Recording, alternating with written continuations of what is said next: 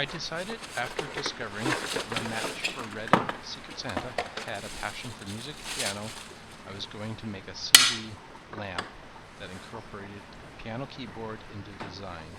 I purchased a trouble light that uses a U-shaped fluorescent bulb as a starting point. First step is to take the light apart and see what we have to work with. The magnet holder is useful for the trouble light, but not for this project. Remove a few screws and it comes right apart.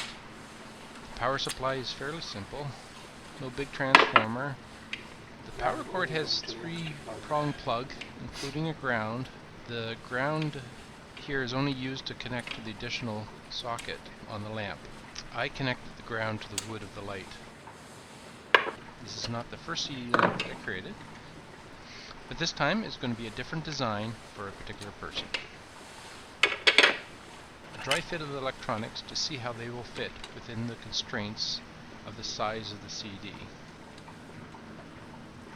Determine how high it will be and how many layers of plywood it will take. I made a mistake at this point and did not take into account the base of the fluorescent bulb. I later cut and incorporated 2 more pieces of plywood.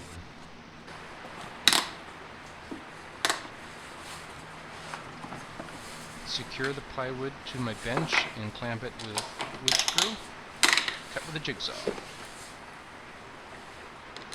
Keep the pencil line to be removed later.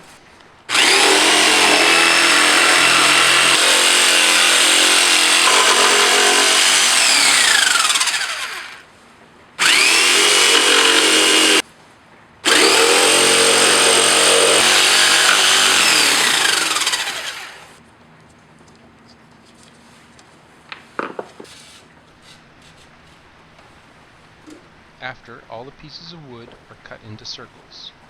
I attach them together with a long bolt and tighten that down very well.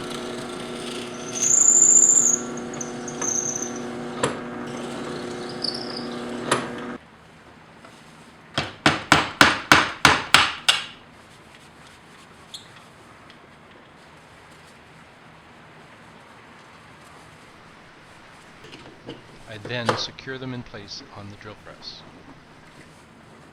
First I used a rasp to reduce the size until it was close to that of the CD. And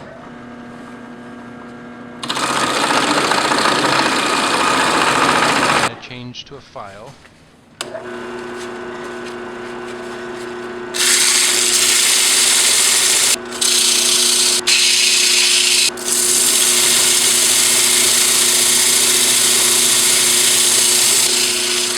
Finish off the stage with coarse sandpaper.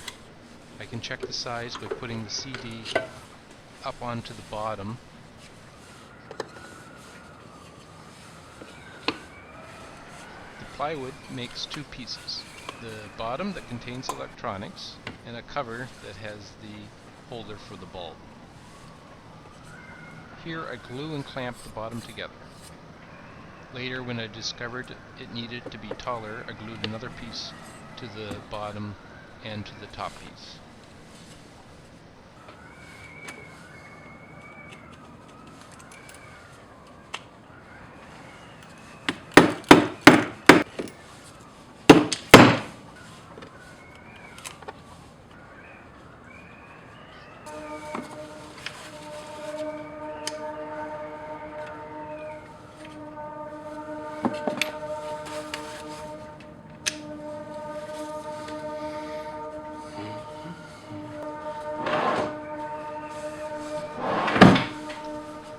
Glue pieces are set aside to dry. All the holes in the CD need to be enlarged to accommodate the size of the fluorescent bulb.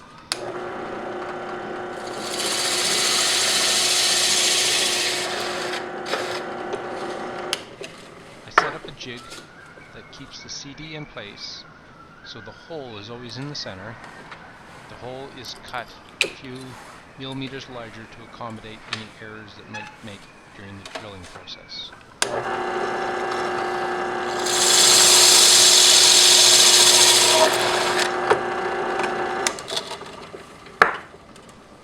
The hole remains in the drill press and needs to be removed after it is enlarged each time. Too much pressure on the drill and the plastic will melt instead of cutting. So I use gentle pressure in a slow speed to cut out the large hole. The holes have barbs removed and then smoothed with a large circular file. This is done so they will sit flat and allow more light to go through. The inside of the base is hollowed out to accommodate the electronics. I use a small bit at first to get close to the corners.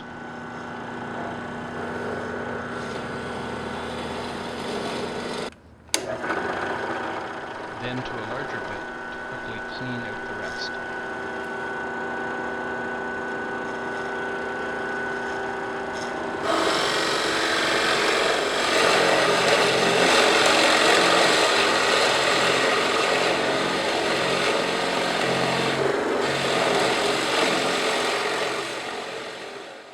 I use the depth guide on the drill press to leave 2 layers of plywood at the bottom.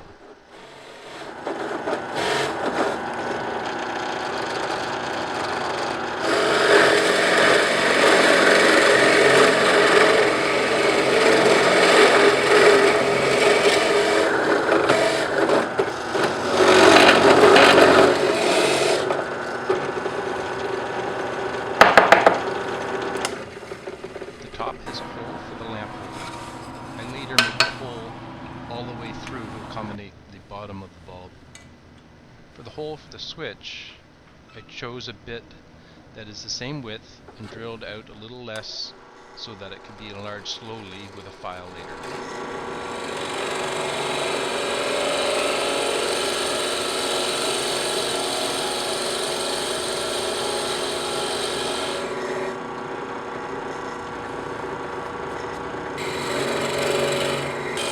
The hole for the cord is matched to the larger part of the rubber stopper for the cord.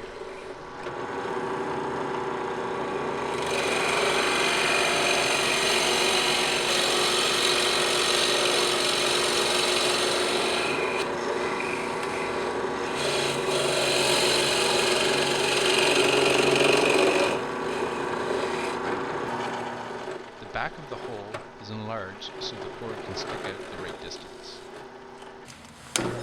I just discovered that the fluorescent bulb protrudes down into the holder and that I need to make the base higher to accommodate everything. I cut 2 more plywood discs, got them close to the right size, and combined them all together to get to the same size. I glued the extra layer to the bottom of the base. Then I had to drill it down further.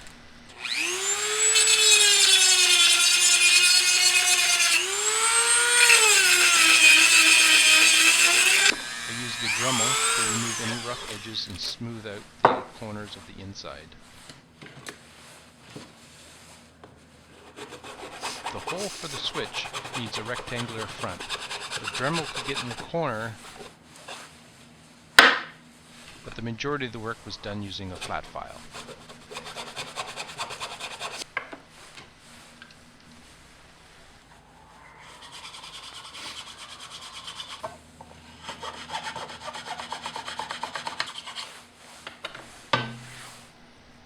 The front of the hole is flattened, so the switch could sit flush.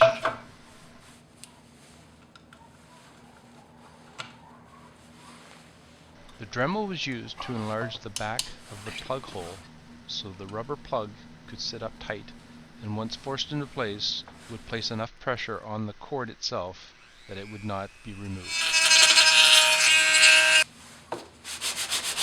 Give the bottom and top surfaces a good sanding.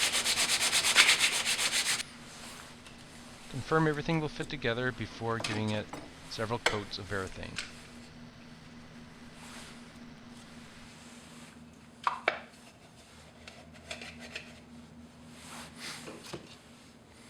All the surfaces get a good coating. All the little imperfections get filled in with the Varathane. I coated all surfaces 3 times, giving a little light sanding between coats. The last 2 coats I did after drilling out the holes for the rods, and I did these inside away from the dust of the garage.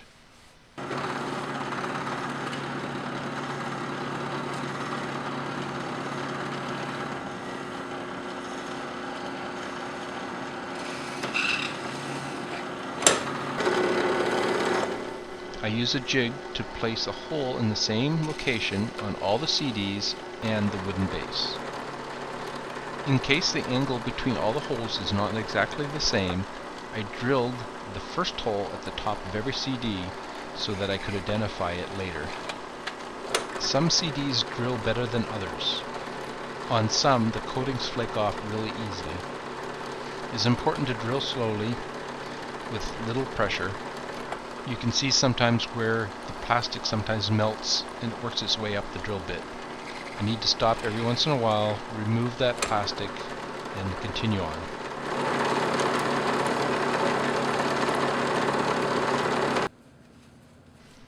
After every CD has one hole at the top, need to add 2 more holes, evenly spaced.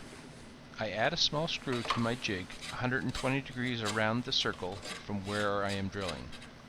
A couple tests marking the spot with a pencil before adding the screw.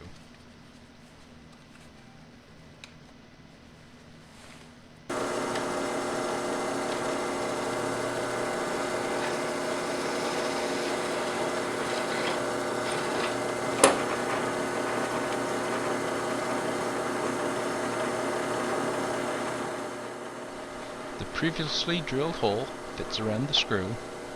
Move to the next hole. Test the accuracy to see if the drill lines with the first hole again. It does, so now add 2 more holes to all the CDs.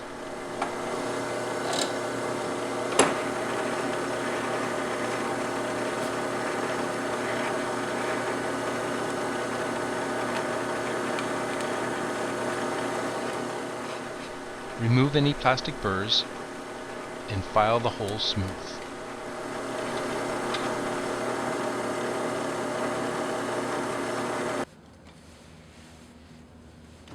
The varathane is now dry. It is time to put everything together. All the connections for the power is put through its hole one at a time. The rubber stopper is glued back onto the power cord so it won't come out of the base. Then it is forced into place. The switch is inserted and connected to the wire and circuit board.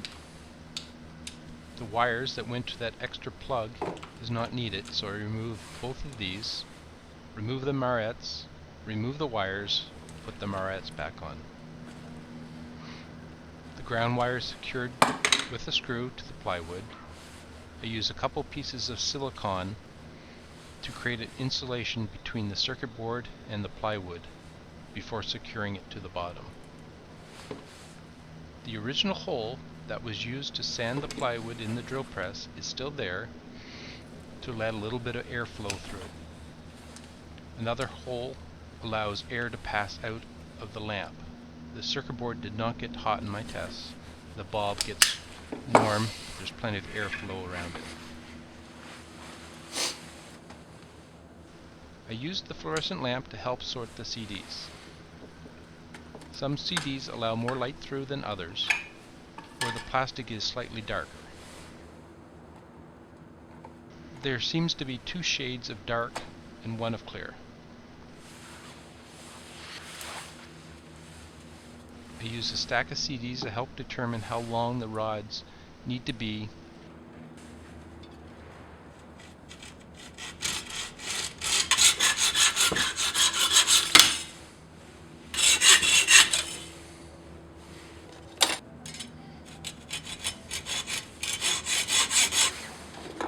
Cut 3 identical rods. It was easier to add the CDs first to the rods.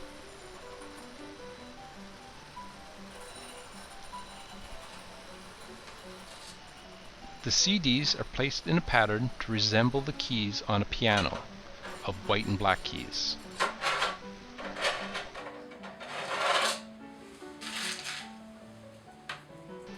The white keys are 3 clear CDs spaced with a washer between each CD.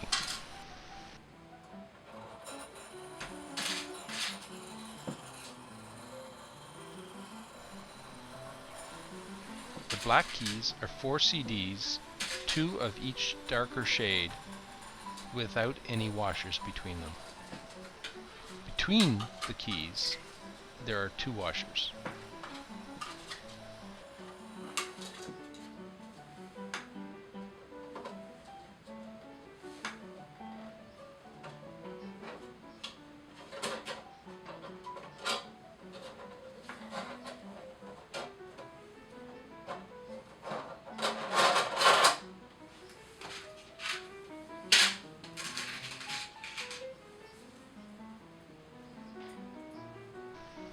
Working upside down, the shiny side is up, so that when it's flipped over, a little bit more light may bounce on the table than up.